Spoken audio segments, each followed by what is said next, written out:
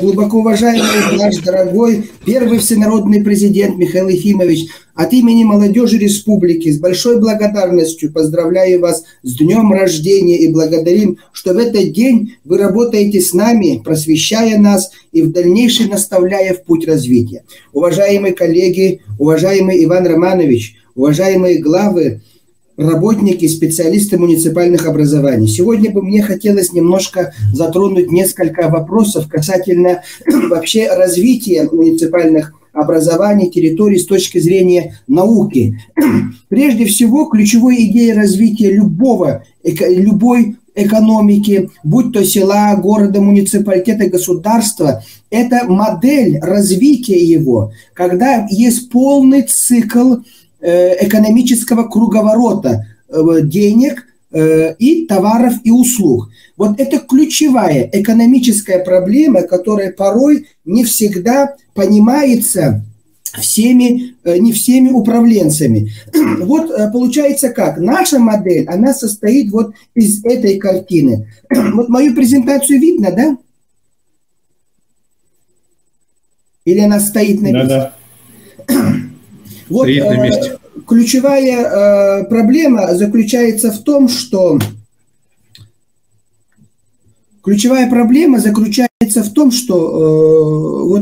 презентации, кажется, не видно, я прошу прощения. Ключевая проблема развития экономики заключается в том, что нету цикла экономического круга. Когда домохозяйства, работающие в школах, больницах, ЖКХ, в администрациях, получают заработную плату и идут покупать товары и услуги. Но они покупают эти товары и услуги не у местных производителей, а их приносят предприниматели из городов, других регионов, Китайской Народной Республики и так далее. А заработную плату, получается, мы получаем тоже в виде субсидий, дотаций, государства, школах, больницах и так далее. Получается, круговорота денежных средств внутри экономической агломерации, а маленького поселения города улуса нету. То есть внутри накопления капитала быть не может. Это является одной из самых ключевых проблем экономического развития любого субъекта экономики.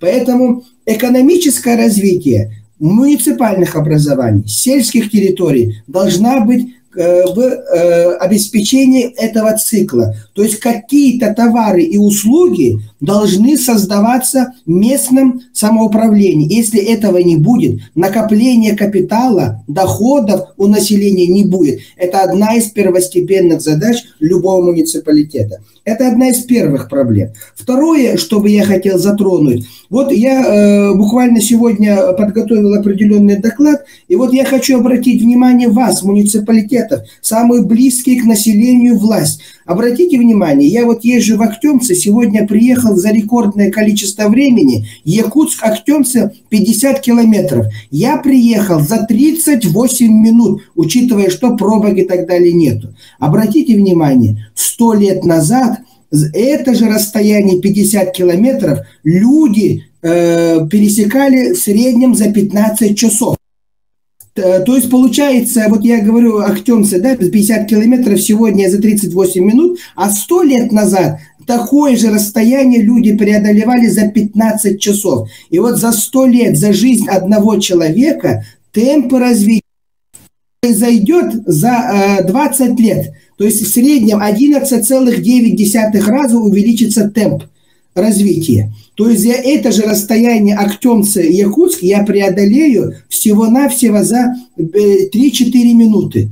А расстояние Якутск-Москва я преодолею за 15 минут через 20, 30, 40 лет, если будет технологическое развитие. В связи с этим я хочу поставить вопрос, насколько сегодня мы анализируем и имеем данные развития вообще науки и технологии, как они влияют сегодня у нас на наших территориях и так далее. Это очень важный момент, о чем бы вот мне хотелось затронуть. Поэтому я вот обращаю ваше внимание, уважаемые сотрудники муниципальных образований, обратите на это, что нас будет ждать через 20-30 лет, и как мы должны к этому подготовиться, когда люди с села Сыганах, имея технологию, будут передвигаться до Москвы за 10-15 минут. Это очень такое интересное мнение, которое вот сегодня мы столкнулись. Еще вот хочу на сегодня столкнуться, рассказать в основе моего доклада. Вот Николаев-центр, библиотека архив первого президента, мы предлагаем очень интересную идею. Мы послушали Айталину Ивановну, послушали главу Усалданского улуса, послушали главу Нюрбинского улуса. Очень хорошие, интересные идеи, с которыми мы сталкиваемся, но, к сожалению, мы иногда про них не знаем. Обратите внимание, мы предлагаем в формате Николаев-центра проводить ежемесячно, либо ежеквартально взаимообучение муниципалитетов, когда главы наследов, улусов, специалисты, имеющие интересные проекты, могли бы рассказывать о механизмах, технологиях, современных управленческих решениях, которые они уже сделали, так называемые уже доказанные практики. Это была бы очень хорошая история, и Николаев-центр может служить такой интересной практикой. Вот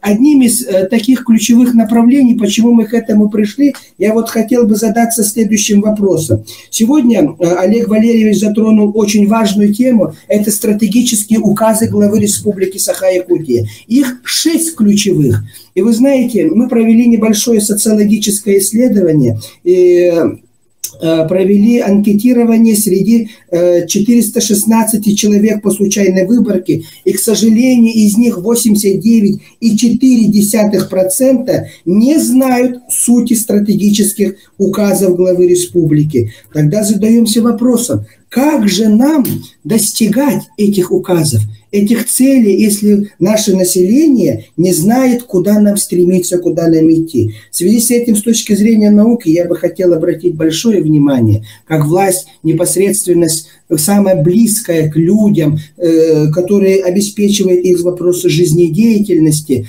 Ведь надо большую работу проводить с местным населением, чтобы каждый был сопричастен к развитию родной республики, не говоря о реализации национальных проектов. Обратите внимание, за эти 4 года в Республике Саха-Якутия должно быть 42,5 миллиарда рублей по этим всем национальным проектам. Эти деньги пойдут в наши муниципалитеты. Как мы будем их использовать? Какой мультипликативный эффект мы от них получим? И так далее. Это очень ключевые моменты, с которыми бы хотелось столкнуться и обязательно переговорить. Я предлагаю, возможно, у вас такое есть, я, может быть, недостаточно знаком, хотелось бы народные инициативы, либо инициативы глав улусов предложить.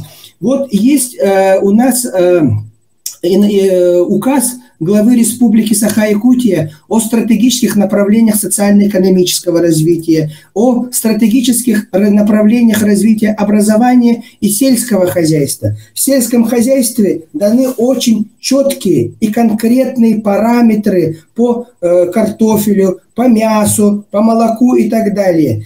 Приняты ли, например, улусами, что Усалданский улус к 2024 году принимает на себя обязательство обеспечить, образно говорю, 15,7%. Вилюйский улус принимает на себя обязательство дать 22,4%, образно говорю. И вот по каждому этому указу было бы очень хорошо, если бы каждый глава улуса принял бы на себя определенные общественные обязательства, а внутри улуса каждый наслед бы взял на такие обязательства, как команда Айсена Сергеевича Николаева. Это было бы интересной историей понимания того, что у нас есть единая команда, единая республика, одна страна и сопричастность каждого человека развитию родной республики и родной страны.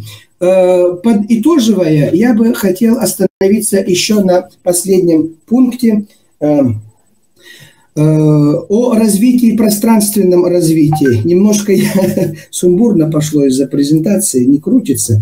Вот пространственное развитие является одним из таких наиболее важных вопросов, потому что территории очень разные, территории очень неоднородные. Есть территории, которым очень повезло, алмазная провинция, так уж сложилось, что у них и проценты есть, и в свое время Михаил Ефимович принял такое решение, что 1% территории, а есть территории совершенно не имеющие природных ресурсов. И как быть? И вот новая экономическая география, которая говорит, что такие территории можно развивать единственным путем. И вот исследования последних 20 лет показывают, что только вложение в человеческий капитал, в его развитие и развитие институтов экономики, под институтами мы понимаем нормы, правила и культуру, и в том числе инфраструктуру, можно добиться определенных успехов. Поэтому эти территории возможно развить,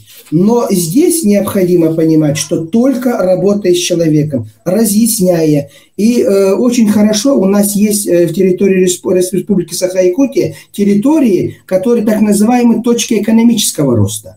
И вот, например, Михаилу Михайловичу Сурову я однажды предлагал, почему бы нам, одна из идей, может быть, неправильная, но тем не менее интересная для обсуждения. Таттинский улус объявить, дать политическую такую, скажем, ценность, учитывая, что там природных ресурсов, кроме Харбалаха, особенно нету, культурной столицы или столицы Олонхо. И каждые 2 года там проводится ЭСЭХ Олонхо.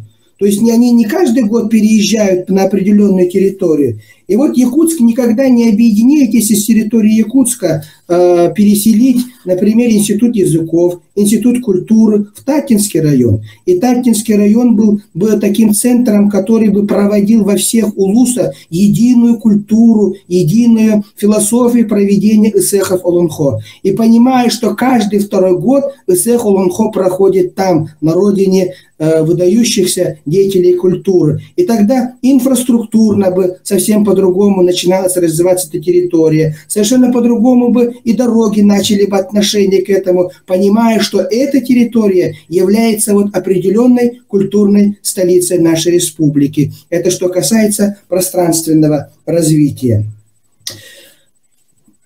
Подводя итоги, еще раз хочу отметить, что мы договорились в рамках Николаевского форума с Высшей школой инновационного менеджмента, с Департаментом местного самоуправления, что мы начинаем реализацию проекта взаимообучения муниципальных образований. И вот такие интересные проекты, как у Айталины Ивановны, могли бы ежемесячно проходить в нашем площадке, где-то с участием онлайн, где-то с участием очных, где каждый мог бы представить, где каждый мог бы выступить своим проектом, где другой мог бы стать обучающимся и принять проекты, которые уже доказали свою эффективность. Спасибо большое за предоставленную возможность выступить. Прошу прощения за немножко сумбурное выступление. И еще раз с праздником, дорогие товарищи, с нашим днем рождения нашего первого всенародного президента. Спасибо большое.